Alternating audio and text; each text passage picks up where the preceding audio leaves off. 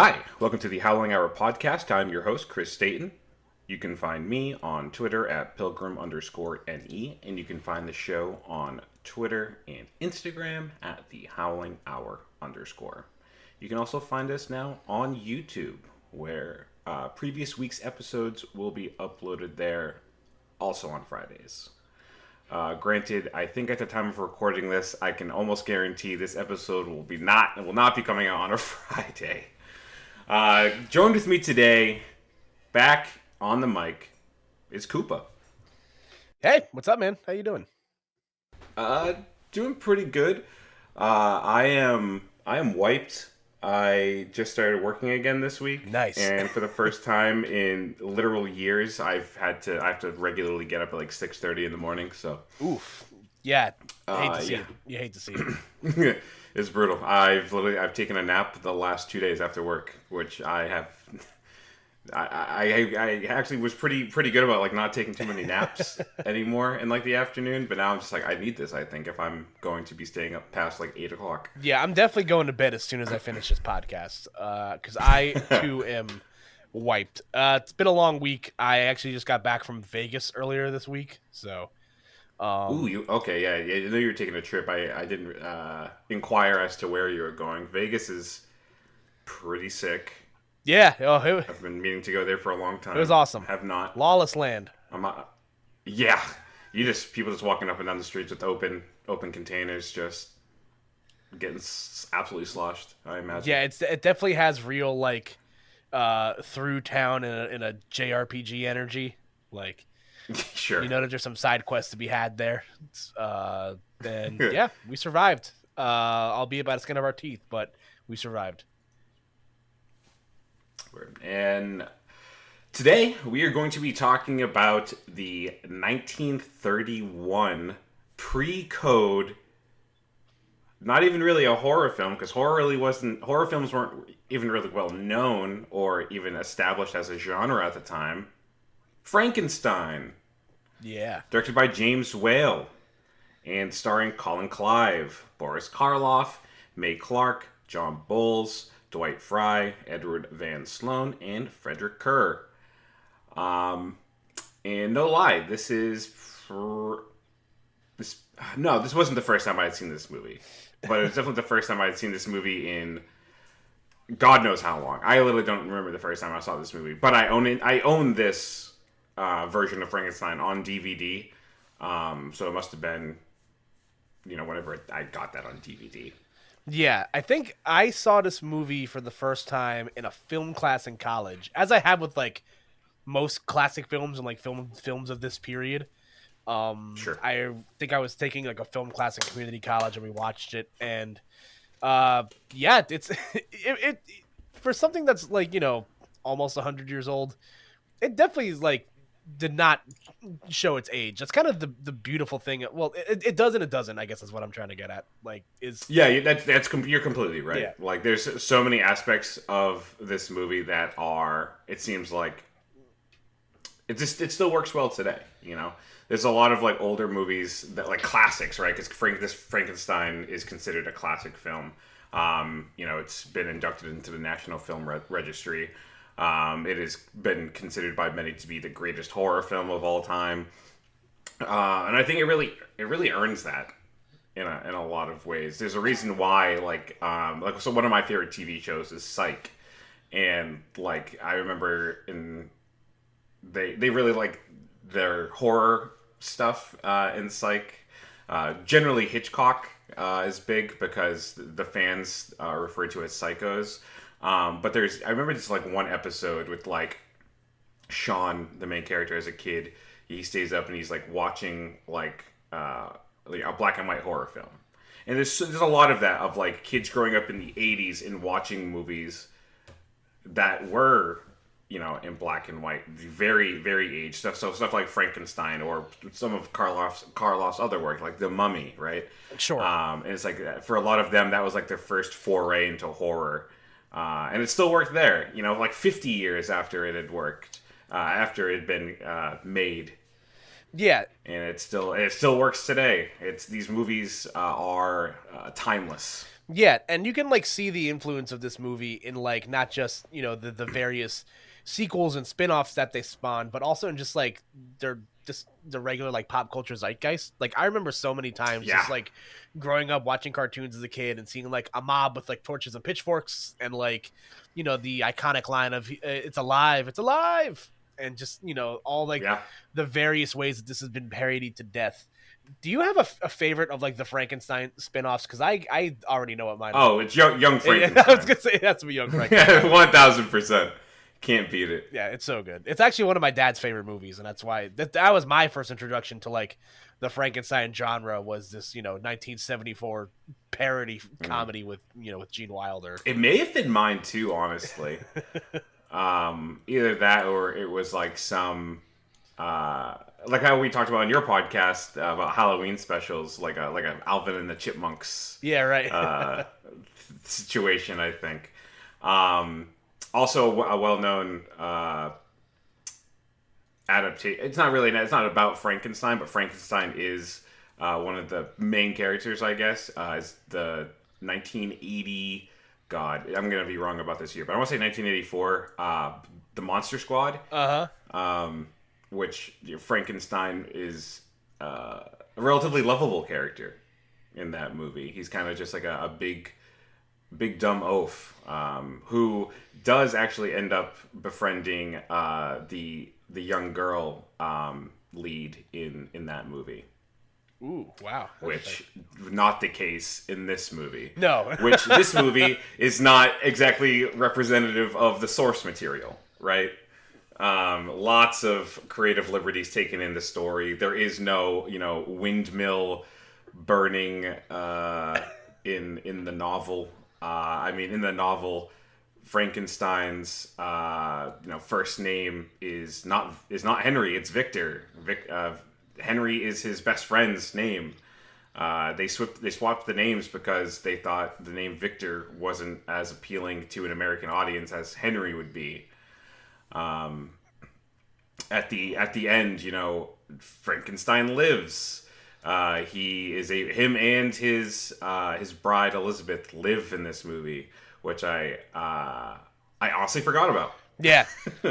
I thought they died, and so and even at the end of this movie, it's kind of weird because we don't really get like a closing kind of wrap up scene. We kind of just see some of like the housemaids outside of Henry's bedchambers, and it's like Elizabeth is taking care of him and he's recuperating, and like that's kind of the end of the movie. Whereupon in the novel, it's this frame narrative of kind of this cat and mouse game between Frankenstein and the monster. They're out in the Arctic, and it ends with Frankenstein dies, and then the monster basically says that he's going to go off and die. His quest for vengeance or whatever is kind of finished. All right. So lots of changes. I think there was. Oh my God! Was it the younger brother, of Frankenstein, who he dies in the novel, and oh yeah, I think the monster kills him. Yeah, I vaguely remember, strangles him. I vaguely remember that. I think I had to read like some of the book in like, I don't know if it was like high school or like a college class I was taking, but like I remember like I'm watching the film. I watched this movie like about a week ago, and I remember I'm watching. I'm just like, was his name always Henry? Like, did I Stockholm? Did I like Mandela my effect away into thinking that like his name wasn't Victor? I'm just like, no, like something has to be wrong here. And then I like I'm sure probably did. It's like, oh yeah, it's just like this is very, very different. And I was just like, huh. It's an interesting. Interesting choice. When I watched it for this time, when he first says, he's referred to as Henry, I'm just like, what? Excuse me.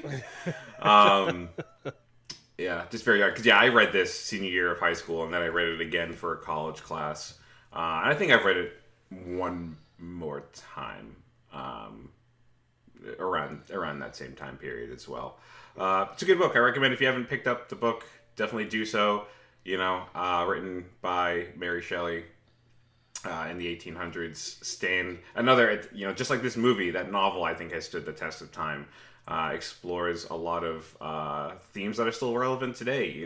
Nature versus science. Do you I don't know, do you try to be God? Right? Can man make himself a god? I mean, I think if you played any like JRPG, the story says no. Yeah, exactly. I think like a science point to no for that one. If you shake the magic 8 ball of whether you should like play God, this is getting me thinking. Has there ever been a time where that has like actually worked in a piece of media? Like, I can't think off the top of my head where like. There's nothing that's immediately coming to mind for me. Because in my mind, I'm thinking like Ex Machina. I'm like, didn't work out there. Yeah. No, it did not.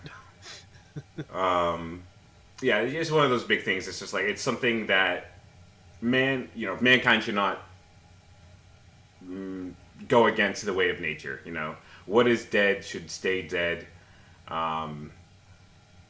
Which is, it's a hard pill to swallow for a lot of people. Yeah. I can't remember for the life of me right now in the movie if there is a like an inciting incident that makes Frankenstein want to do this. We just know that he is kind of like this mad scientist who has kind of like isolated himself in order to, and like he's left medical school because he is obsessed with his own personal experiments, and he's been I think like the doctor that he was studying under, he was like coming around asking for like brains like of the recently deceased and stuff like that, and he was like no, and so Frankenstein left.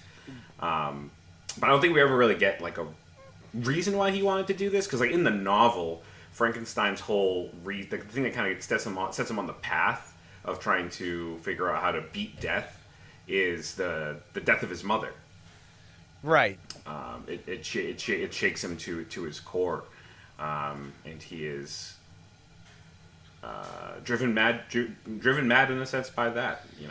Yeah. But in this movie, it seems like he's already there. We already know this. I gotta say, I got like a little bit more of a chuckle than I should have, like out of the whole like opening scene of the movie, where like, you see Frankenstein, and it's not Igor, it's Fritz. Yeah, it's Fritz. Yeah. Fritz, which is funny because like you get like the Igor, the Igors, like all these ugly sounding names. Yeah, his name is Fritz, but just like watching him just like peep over this fence at this person's funeral, it's just like he was. I know it's like it's not supposed to be funny, but I'm just like, it's a little bit of gallows humor. Yeah, exactly. I'm just like, this is really like, I don't know why I'm laughing. It's just like, it was just really funny. It's just like, all right, is it over yet? Like, and like I feel more bad for the gravedigger. Like he spends all that hard time, burying the body only for it to be, taken back up again moments later. Hate to see it. Yeah. And actually, for that scene, there's a microphone inside the coffin because they want to amplify the sound of grave. Oh. Of the dirt hitting the lid. Okay, I was gonna say because that sounded like loud because I hear like it's like it was very loud. It's like the second like shovel thing, and it just sounds like something. I thought I like hit my hand on like my microphone or something, or like I was just like, whoa, like what the hell was that? I'm just like, oh, okay, that actually now it makes complete sense. So. And so obviously the star that came out of this movie, granted, Colin Clive was a star in his time. Unfortunately, died of tuberculosis in 1937. I think he was in his late 30s at the time. He was 37, and he was like a really big star of the pre-code film era. He was very, very kind. I believe the woman who plays Elizabeth, May Clark, she really admired him. He was very kind, in demand by a lot of the leading ladies in Hollywood at the time. Unfortunately passed away, but not before making the sequel to this movie, Bride of Frankenstein. Right. Which I think I also watched it as a film class, and then I think about it. Yeah, which is great, honestly. Like, it's funny because like Frankenstein, I love this film. I actually like some of the spin-offs more. Yeah, I agree. like I also so the week I watched this because Shudder put up a bunch of like these old Universal Picture films onto their site, and House of Frankenstein was one of them. Oh wow. And I had never seen House of Frankenstein before.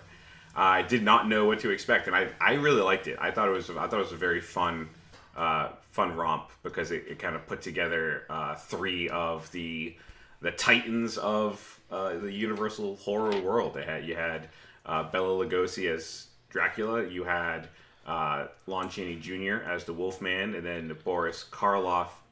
Actually, I'm not entirely sure Karloff played. No, I don't think Karloff played the monster in House of Frankenstein. I think he played.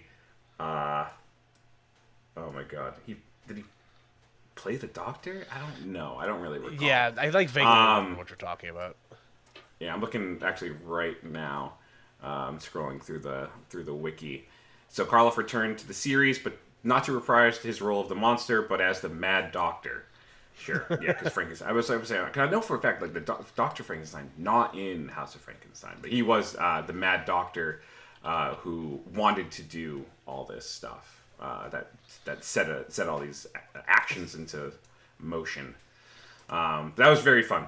Very fun. Actually, Dracula was played by John Carradine, not Bela Lugosi. I think Lugosi had died at that point. Lugosi was in Frankenstein Meets the Wolfman, which was the year prior. Right. Okay. Yeah, because Lugosi died in '56, so I don't know. Gunned down in his prime. I don't know why he wasn't in that. Oh well. But yeah, this movie's it's really kind of straightforward. It's a very simple story to understand. For being on film, I also forgot that movies back then did not have to be 80 minutes long. I think this was about 70 minutes. Yeah, it clocks in at like an hour and 10 minutes, which refreshing. In an era where everything I watched just feels like it's going to be 3 hours. I watched Dune on the plane ride home from my vacation, and that took up 2.5 hours of my life. Most of it. Yeah, yeah, pretty much. So it was kind of refreshing, just kind of like to pop in and out of a movie where like, oh, that's it, like it's over, like weird. Yeah, it's like because like there's at a certain point, you want to get a movie into theaters, right? It needs to be for a theatrical release. It needs to be like 80 minutes. So you have, this never got. I don't think it ever got a theatrical release. It was one of the VHS movies, but like a movie like Sledgehammer, absolutely atrocious movie. Like that movie has like a lot of it reuses some footage for like these very long, slow like scenes and flashbacks and these very long lingering shots on basically nothing, and it's all just to pad the runtime. Yeah. And it just hits 80 or something, like 80 minutes or some shit. It's just like it's like embarrassing. Yeah, right. It's like when you keep putting like words in to like meet the requirements on like an essay or something. Like that's literally what it was, the film version of that. But here, like back in the kind of the pre-code days, in Hollywood, before the Production Code Administration really started trying to enforce rules and stuff. That didn't really happen until 1934, so a couple years after Frankenstein was released. Because like oversight was kind of poor, so you kind of got to like movie makers kind of got to do whatever they wanted. If you look back at some of the older movies, there are some pretty mature and what would be probably considered today controversial story elements. There would be your protagonist would not be, some virtuous hero. You might get a scoundrel. Yeah, exactly. As your hero. There was more open about topics like prostitution or homosexuality, and then then the Roman Catholics get really up in arms about it, along with a lot of the moralists in America at the time, and they really pushed to have the cinema cleaned up, right? And that would then lead to, movies being of a very different tone coming out of Hollywood after this. I think that's even more. I think it's very clear in in Frankenstein where you have the scene of him meeting the little girl out by like the lake or the pond or whatever body of water that was. Maria's her name. And so in that, like that scene ended up getting cut. You know, the movie comes out, it's out for a few years, and then these restrictions start popping up, and they just start hacking this movie to shreds. In some countries, they wanted, I forget which country it was, but they basically, all the scenes they wanted to get removed for like indecency and all that stuff. Ended up cutting out like half of the fucking movie. Wow. But really, that scene with the Maria and him throwing her, Boris throwing her into the water, really rough, right? Because like I think when I was a kid, I think the very first time I ever saw like the death of a child in any kind of movie was in Pan's Labyrinth. Yep. Yeah. That was a pivotal one for me. And you still don't see it often today. Yeah. If you do, it's like it's very early in the film, and it like sets up like story elements for the characters that we do follow. You know, like the parents losing their child. Yeah. Or something like that. If you want to count Ash Ketchum turning to stone in Pokemon the first movie, that might be like my. Oh. That's yeah. my first experience of watching. It did make me cry. Yeah. I did think he was dead. Yeah, me too. And I was like 5 years old. Yeah. I was 5 years old in the theater with like my best friends, and we were all just like bawling our eyes out. I was like, he's dead. Yeah, that's one for me. No, that scene is like like I said, this isn't necessarily like a horror movie in quotation marks per se, but there definitely are some really like unsettling, like, you know, instances of just bad stuff happening here. And this is definitely like the one for me where like you see that sort of like slow like pan in after he tosses, you know, Maria into the water. And again, one of those things where it's just like it's not supposed to be funny, but like I cracked just like a little bit of a smile, but then it's just like, oh my god, like this is rough. This is well, because his reaction is a little like jarring to the point where it can almost, for me, I could definitely see where it could almost be seen as comical, because like he runs away and he's just like, whoa, this kid didn't come back up.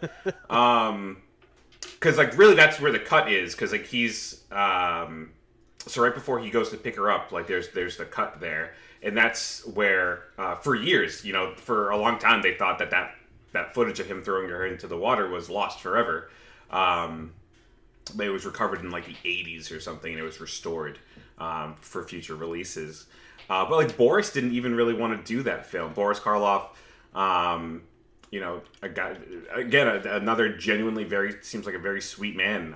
There is once again on Shudder with all these Universal horror films coming onto the platform. They also had put out a documentary about the life of Boris Karloff. I think it was just called Boris Karloff, the Man Behind the Monster. Right. It was really good. You know, his daughter was actually, because he had a daughter. Like I think he was in either his late 40s or he was like 51 or something like that. So she thankfully was around to tell us stories about him. But he hated to do that scene. He really pushed hard against the director to not do it, because he didn't think it was right. He didn't want the monster to do that. He viewed the monster as a sympathetic character, and I think, and a lot of people think, that Boris Karloff's, you know, kind of performance and portrayal of the monster in this movie, he really does make him a very sympathetic character. Just like in the novel, you understand why Frankenstein's monster feels the way he does. He doesn't belong in this world. He is constantly rejected by everything and everyone around him. And I think that comes through pretty well. But he was forced. The director here, James Whale, kind of an asshole. Yeah. from all reports from this. So I think it may have been that scene, because a lot of people were on Boris's side. Whale had his vision for the movie, and that was it. And he really seemed to have it out for Karloff after that. And so there's the scene where, you know, you see the monster carrying Victor up the hill, right? Yeah. Yep. And so that could have been done, you know, with a double at a distance. Instead, he had Karloff legitimately carry Colin Clive up that hill repeatedly. Oh my god! In order, like many times, he had to do it over and over again, and he was already like experiencing stress on his back because his iconic, very iconic get up for the monster. Right. He had to wear a brace to kind of make him that kind of stiff, boxy movement. So he ended up having lifelong back pain and problems after this movie. Oh jeez. Super fucked up. Yeah, that sucks. That's rough. Like to hear about how just like, you know, again, just kind of going back to where film has come now to where like films were back then. You're like back in the era of like practical stunts where like, you know, you could kind of just like edit somebody in just like doing something like that, or like you wouldn't have to have someone walk around with like leg braces to like, you know, stunt their movement. Like that's rough. That's like nothing about that sounds entertaining to me. Yeah. And like the thing is like Karloff kind of took it all in stride. This was his first kind of big breakout role. He for a long time was just doing bit parts. In the documentary, they talk about he was almost, you know, relegated to being an extra and stuff, and then there was kind of a chance meeting led to him being cast for this role. So it's actually, I think I have it right here. So James Whale saw him in the commissary, the Universal commissary, and just passed him a note offering him to screen test as the monster, and Karloff was happy to do it. Actually,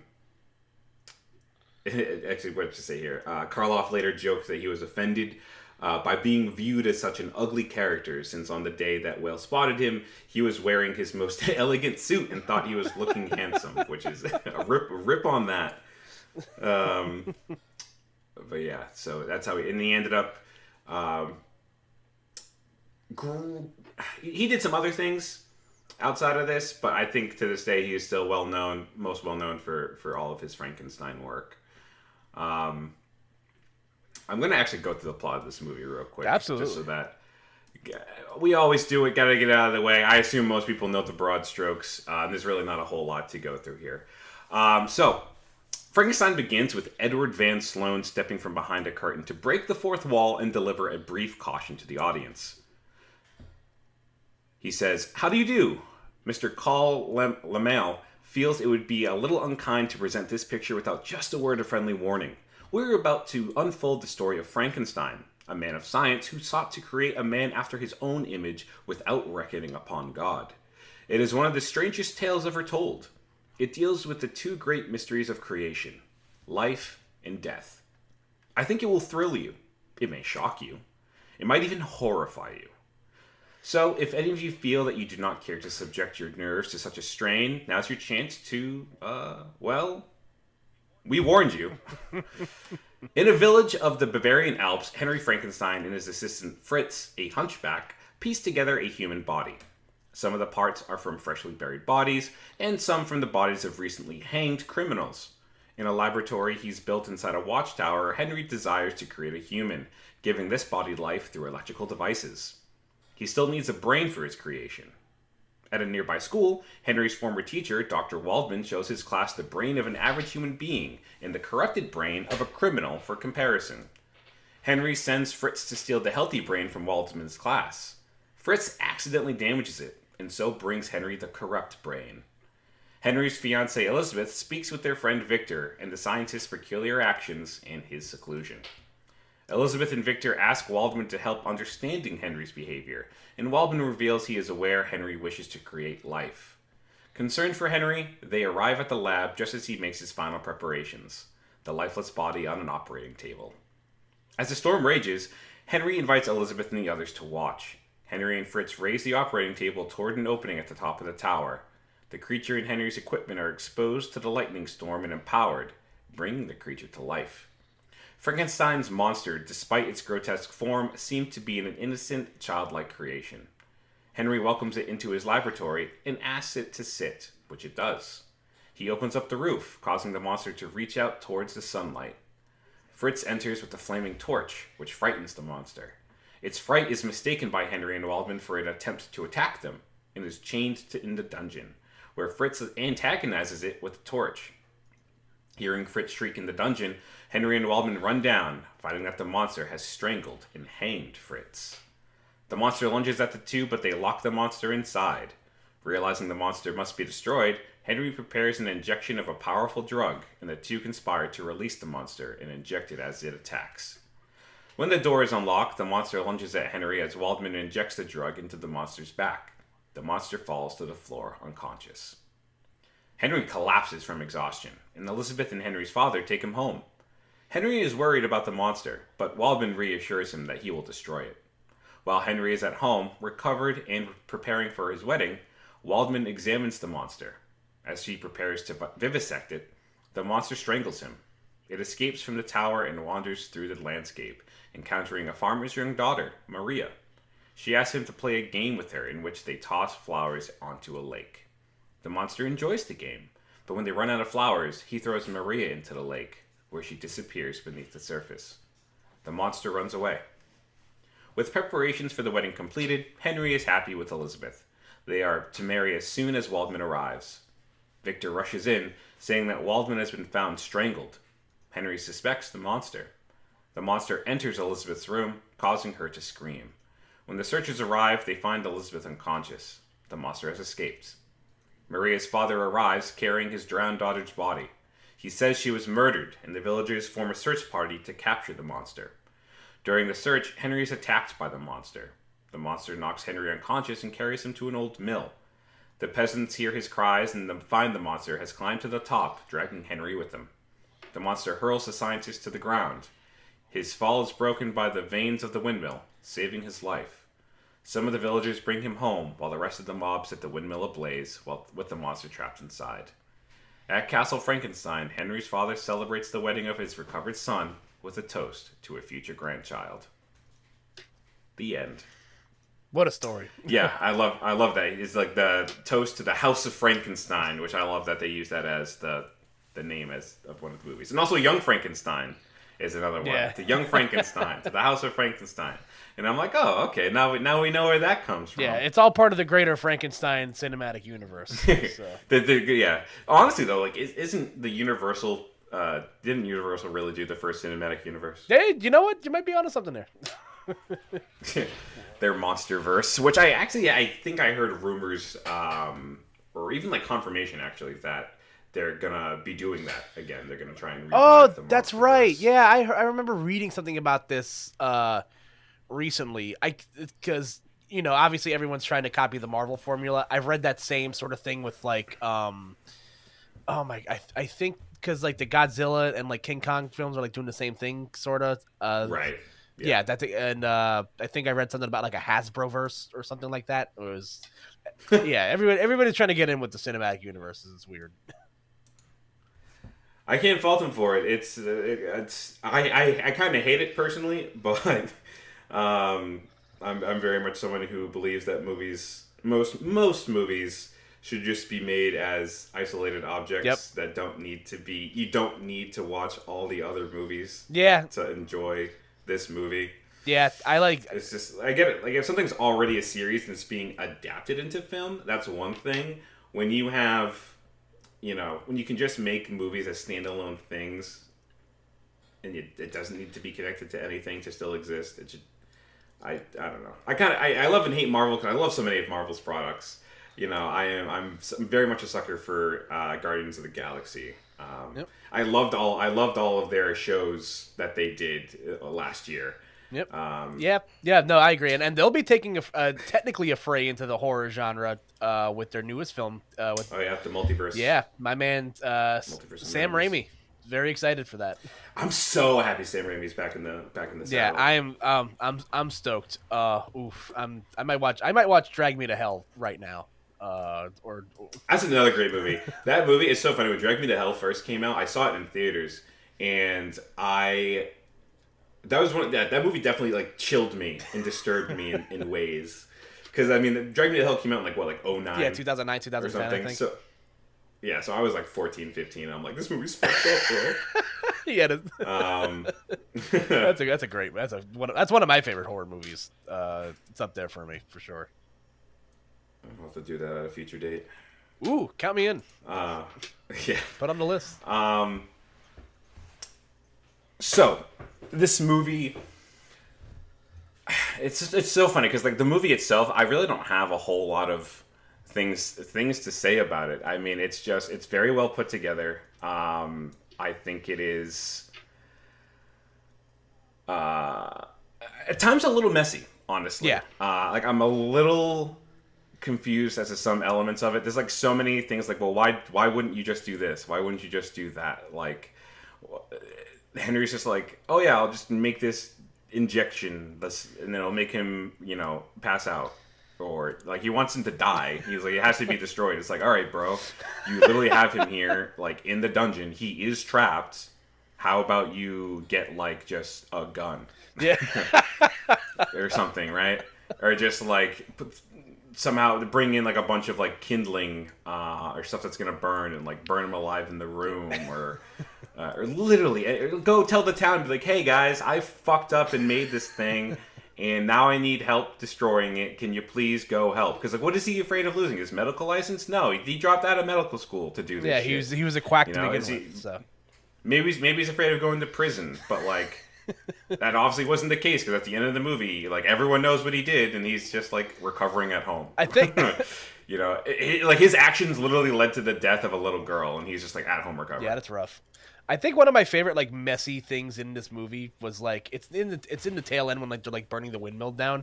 It's like right after one of the beams falls on the monster, and it looks like the footage gets like sped up like for a second, and it was I know exactly. I was just like, wait, what? Did I like accidentally like did my like screen like buffer and it's trying to catch up? And I'm just like, oh no, that's an actual editing choice in the movie. I was just like, okay, that was weird. Okay. Yeah, it's just little things like that. Like I'm not, and also kind of like it gets wonky with the time. Like Henry's at home recovering after everything, and then he's preparing for his wedding. But like the monster doesn't talk. We don't hear his thoughts. Like in the novel, the monster learns to speak. He learns to read. I'm pretty sure he ends up basically becoming like a polyglot because of like the places he travels to. He's able to communicate with everyone, but that means he would probably need to know German, French, and some other third language or some shit. In this movie, he's nonverbal. It is grunts and gestures, which I think, again, kudos to Karloff because that is what he had to work with to let us know the monster's inner thoughts and inner machinations. But like we don't know that the monster wants to, do harm and find Frankenstein, or why. Like he's like tormented. Does he regret being born? No. In the movie, I think he's just pissed off for being treated like shit. He's like, you made me, and then you locked me in a dungeon.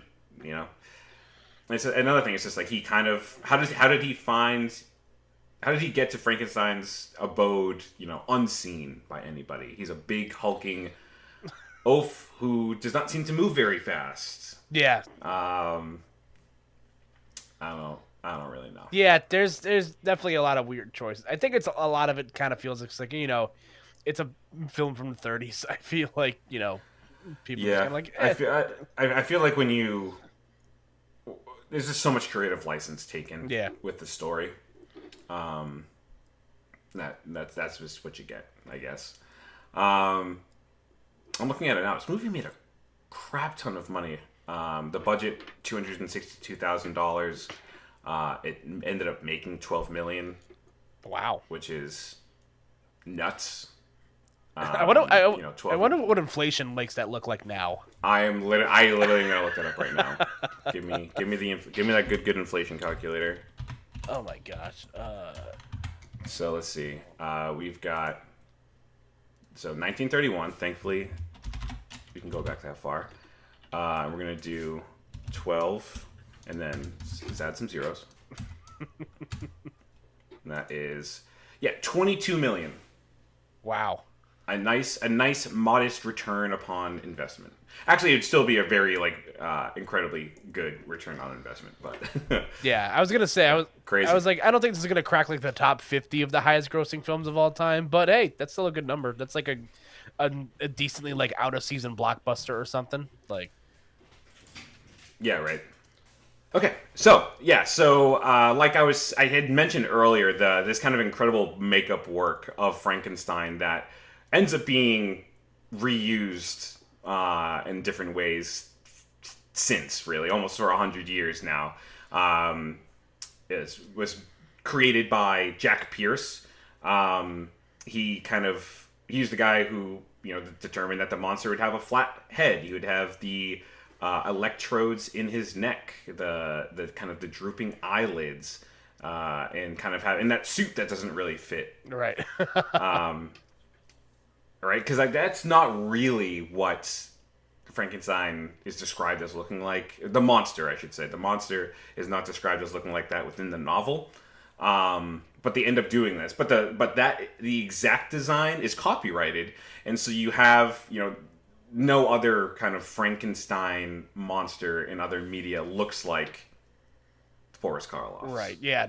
Actually, right now I'm going to look up the Monster Squad Frankenstein because they did something with his neck there that was different from. Because I mean, you have the bolts. They're referred to as bolts, but they're really electrodes because that's how the electricity went into his. He also has this weird like fading hairline, like if I remember correctly. Yeah. I think you're right. But yeah, I'm looking at it now. The Frankenstein there, he has actually Tom Noonan, another horror icon, played Frankenstein in the Monster Squad. I'm looking at it now. Like he looks this kind of like a weathered, decayed kind of face. His the electrodes aren't in the neck; they're up by the temples. It also looks like his scalp has been. The top of his head's been removed and then stapled back on. He's wearing kind of raggedy clothes, but they actually do seem to fit him. So yeah, definitely changed around. I think also in that movie, basically all the monsters in the Monster Squad end up looking just different than their original ones. Because also in Monster Squad, you get a Wolfman, you get a mummy, you get Dracula.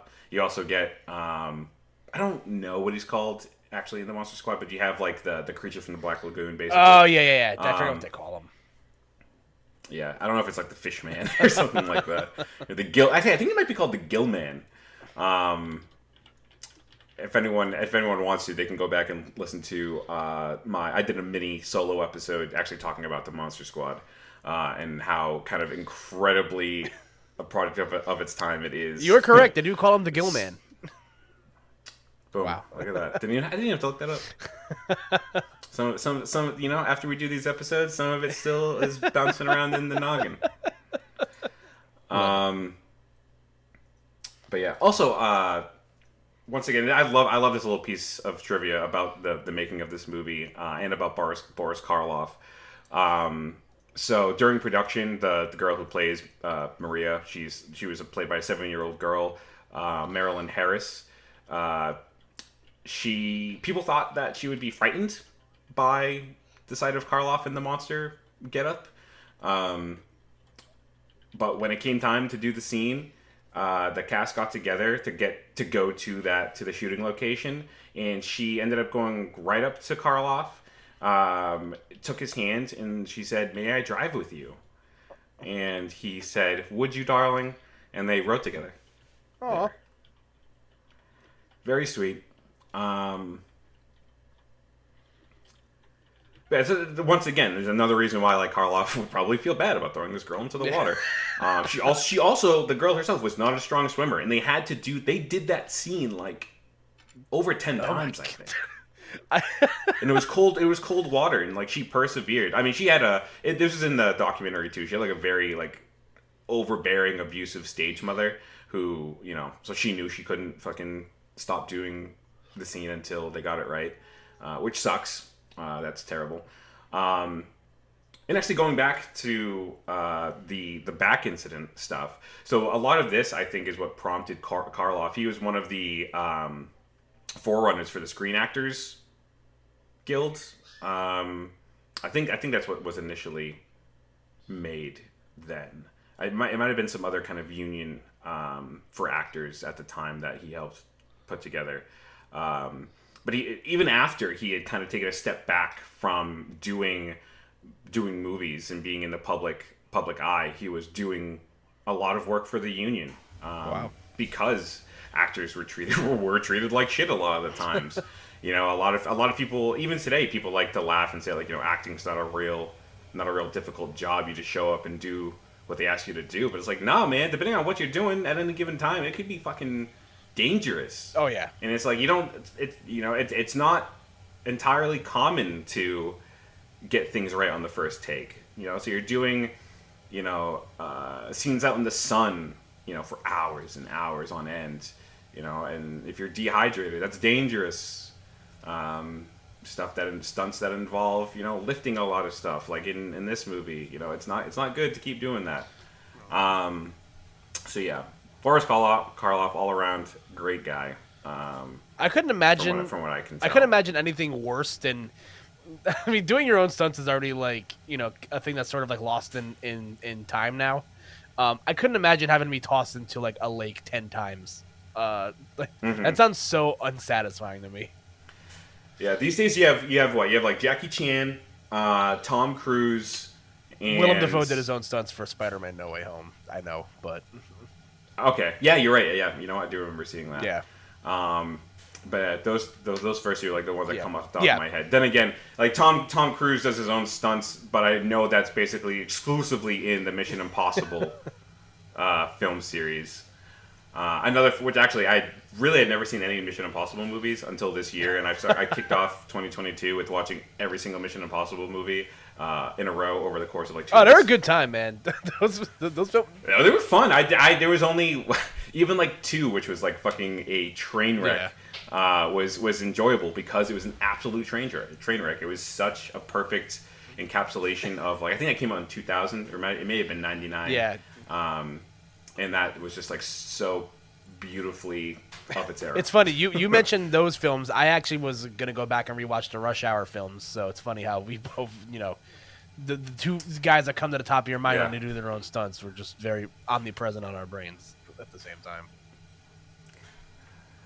Have fun revisiting those movies. I rewatched the first Rush Hour for the first time in years last year, and I was very blown away when Jackie Chan says the N-word. Yeah, that's not once but twice. I actually forgot about that. You just brought that. He says it with his whole chest, bro.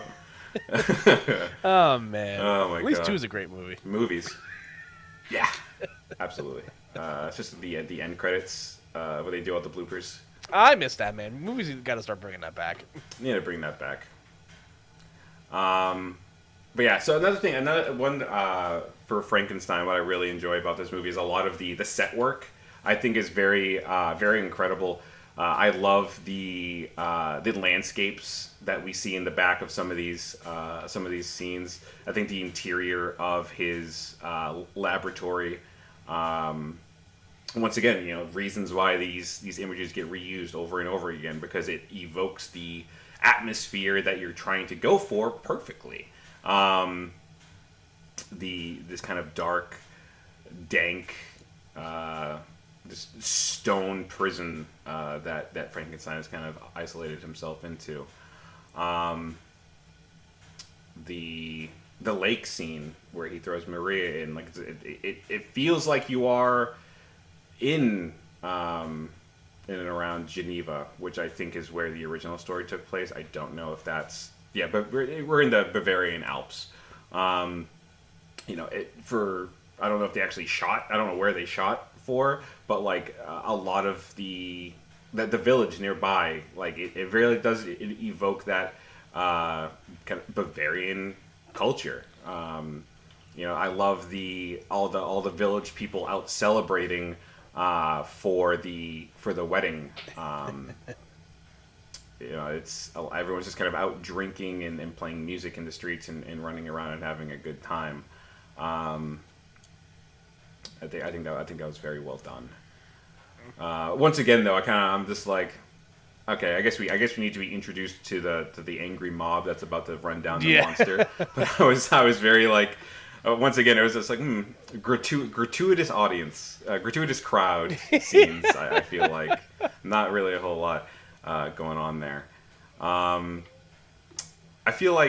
do kind of feel like Elizabeth as a character was kind of underutilized in the movie. She kind of just existed as being like, Henry, please don't stop. Right. Let's get married. And that was kind of it. Yeah, that scene made me again another scene that like probably shouldn't have made me laugh as hard as it did, but just like the delivery was just like so funny. Yeah, like it's so funny because like a lot of these people that are obviously Colin Clive May Clark at the top of their game at the time, but even then, like some of the I mean, may have been like the dialogue or the direction, but I feel like some of these moments, I'm just like, interesting choice to kind of go about it like this.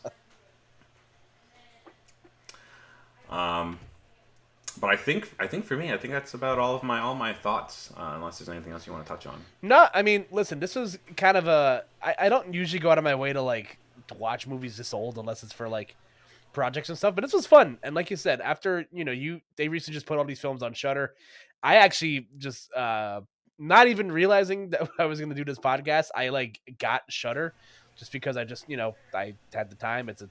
I keep getting advertisements for it like shoved down my throat. Is it still $6 a month? It's not bad. Can't beat that with a stick. Yeah. And I enjoyed my time with this. I'm definitely going to go back and watch like a lot more of those these films of the era.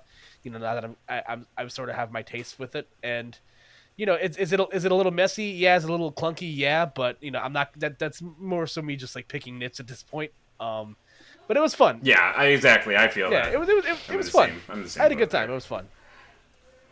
Okay.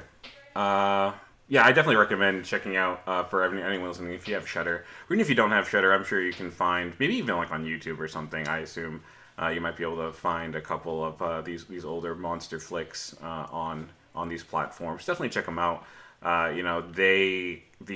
There's a reason why horror movies got so popular. It all kind of started with this stuff. Granted, at the time.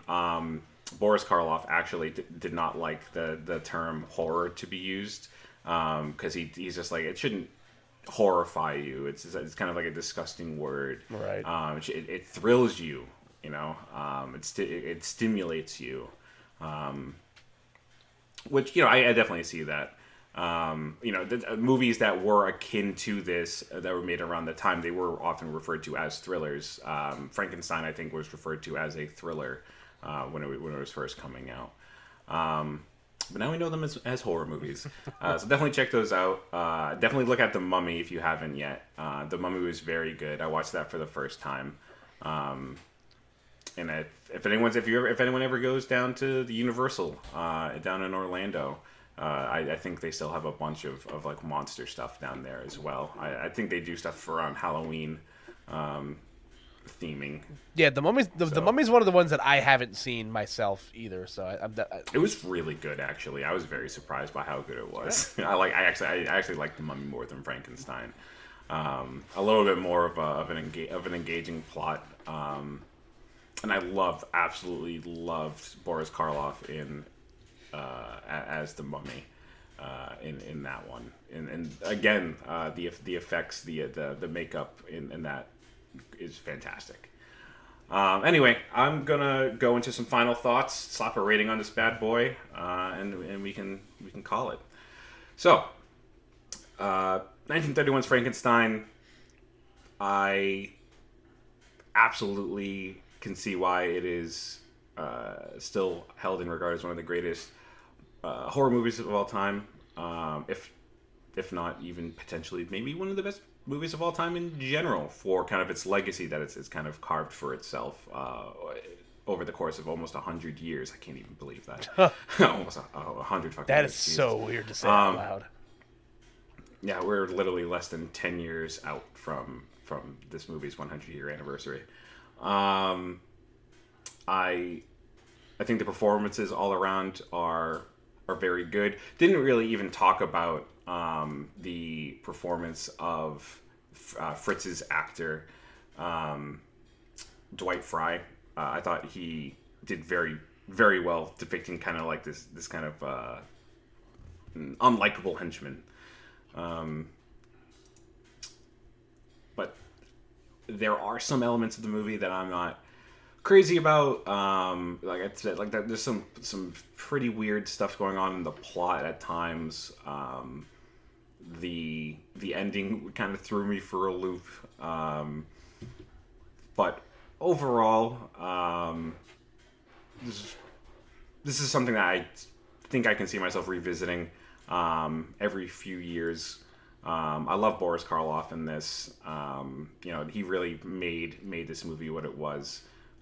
He's honestly not even on screen for a whole lot of this movie, and there's a reason why he ends up being on a bunch of the promotional material, and it's because he's incredible. Actually, I don't think he even really was on any of the promotional material when this movie was first being released in theaters. It was only afterwards, when the movie kind of became a big hit, that the monster gets being put on a lot more stuff, and well deserved. He ended up going to have a very kind of long and respectable career. And so I'm going to give 1931's Frankenstein 3 howls. Yeah, you hit a lot of the same sentiments that I did. This is definitely something I could see myself going back to, like, every few years. I don't know. It's kind of fun to like kind of dive back into like a film from a different era. To kind of just look at things from a different scope. I again some of the choices in this film are a little strange. I still kind of held my breath during the whole lake scene. But this I love a good classic monster movie. As someone that had a lot of these themes kind of like parodied in my face for years without realizing where the source material was from. It was kind of nice to go back and kind of see where a lot of these things originated from. But so yeah, I think I'm with you on this. I think we're in lockstep here. I'm gonna give it 3 howls. Awesome. Yeah, I hope everyone checks this movie out if you haven't yet. Thank you, Koopa, coming back on. Hope you had a good time. As always, I appreciate it. Anytime, man. I'm always excited to join in whenever I can. So thank you again for having me. And I want to thank you all for listening. Like I said, I don't know what day this episode is going to be coming out on. We're recording this on Friday, and I have a very busy weekend in front of me. So I'm hoping it'll come out either on the Saturday or the Sunday. But if not, it'll definitely be out on Monday. And then I still plan on putting out an episode the same week because I still have stuff lined up. So maybe there's a twofer. We double up.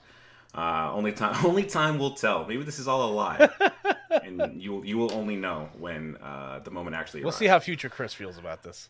We'll see how future Chris feels.